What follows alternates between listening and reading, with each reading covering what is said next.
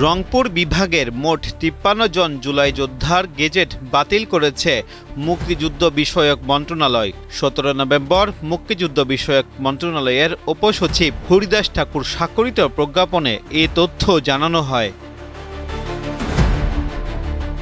প্রজ্ঞাপনে বলা হয়, জুলাই গণঅভ্যুত্থান সম্পর্কিত অধ্যাদেশ ২০২৫ এবং সংশ্লিষ্ট নীতিমালা অনুযায়ী যাচাই বাছাই শেষে এই গেজেট বাতিল করা হয়েছে।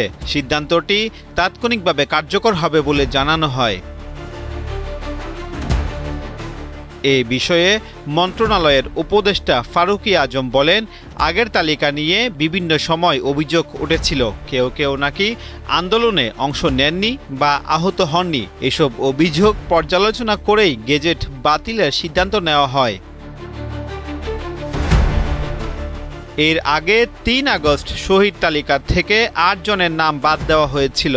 বর্তমানে সরকারি তালিকায় শহীদ ৮৩৬ জন এবং আহত বা জুলাই যোদ্ধা আছেন ৩ শ্রেণীতে মোট ১৩,৮০০ জন। এবারই প্রথম এত বড় পরিসরে জুলাই যোদ্ধার গেজেট বাতিলের ঘটনা ঘটল।